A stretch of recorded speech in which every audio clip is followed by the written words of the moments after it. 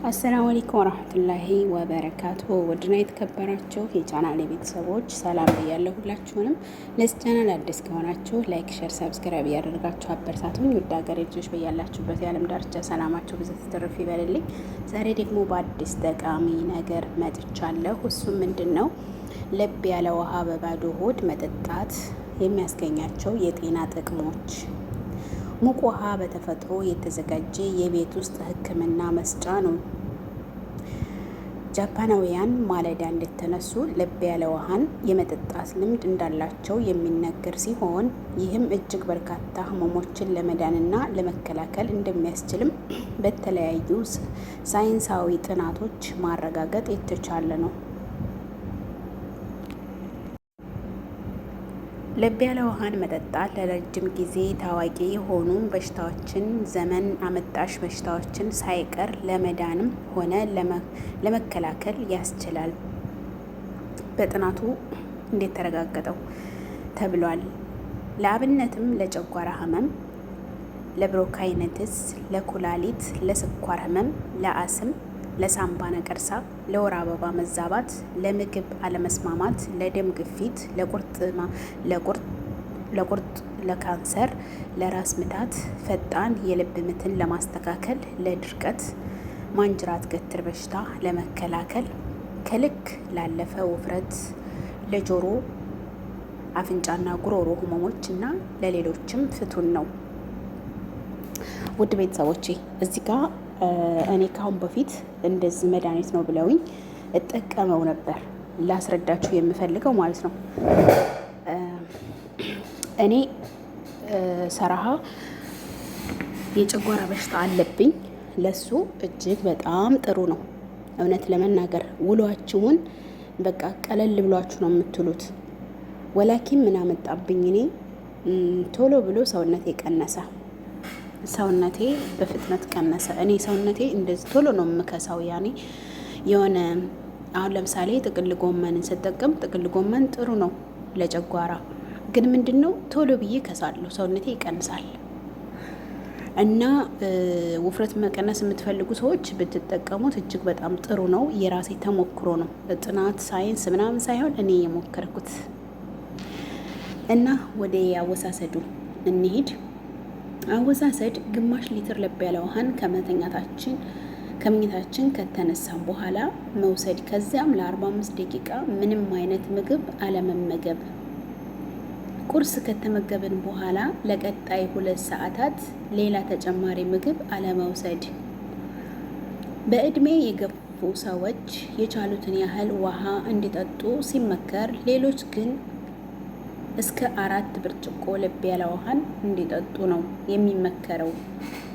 የተሻለ ውጤት ለማግኘትም ይህንን በየቀኑ ከ20 ቀናት እስከ 1 ወር ድረስ ማድረግ ይገባል። በተመሳሳይ ቀዝቃዛ ውሃን ከምግብ በኋላ ከመውሰድ ይልቅ ለብ ያለ ውሃን መጠቀሙ ተመራጭ ነው። አያችሁ ቤተሰቦቼ፣ እኔ ወላሂ ለአዚም ነው የምላችሁ ውስጤን ሲያመኝ፣ ጨጓራዬን ሲያመኝ ከስራውም አንጻር በቃ የሆነ ወይም ደግሞ ዘይታማ ምግብ ተመግቤ ከሆነ ወላሂ ለበብ ያለ ውሃ ስጠቀም እኔ እንጃ ምን ብዬ ልንገራችሁ። እና በኬሚካል እንትን መድኃኒት ከምንወስድ፣ በእርግጥ እኔ ብዙ መድኃኒቶች ከሚወስዱ ሰዎች አይደለሁም። በቤት ውስጥ ነው ሕክምና የማደርገው ብያቸዋለሁ ብዙ ጊዜ ማለት ነው። እና ጨጓራዬን ሲያመኝ አሁን ቶሎ ብዬ መድኃኒቱን ከምወስድ ይልቅ ጥቅል ጎመን ወስዳለሁ፣ አፕል ካለ እሱን እጠቀማለሁ፣ ሙቅ ውሃ እጠቀማለሁ። ከዛ በቃ ቆስታ፣ ሰላጣ እንትን ሲለኝ ያው በጣም ኃይል ሲያደርግብኝ ነው መድኃኒቱን የምጠቀመው። ወይም እኒህ ነገሮች ለምሳሌ ጥቅል ጎመን ከሌለ፣ አፕል ከሌለ፣ ቆስጣ ከሌለ ሙቅ ውሃ እጠቀማለሁ። ግን ሙቅ ውሃውን አልዳፈረውም።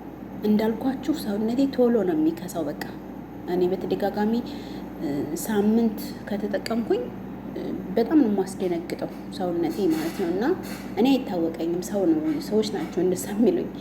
እና ለዛም ሙቅ ውሃውን አልዳፈረውም ያን ያክል። ግን በጣም ጥሩ ነው።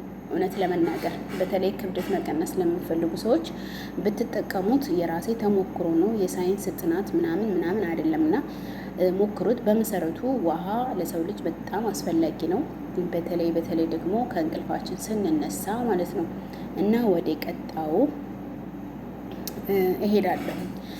ይህ የረጋ ምግብ በሰውነት ከሚመነጩ አሲዶች እና ኢንዛይሞች ጋር ሲገናኝም ካንሰር ሊያስከትል ሁሉ ይችላል።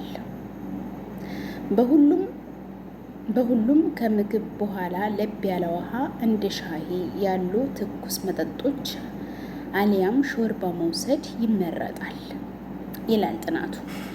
ለብ ያለ ውሃ መጠጣት ምንም አይነት የጎንዮሽ ጉዳት እንደሌለው ግንዛቤ ሊወስዱ ይገባል።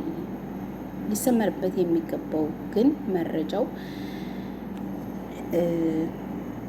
በጥናት የተደገፈ እንጂ አሉባልታ አይደለም።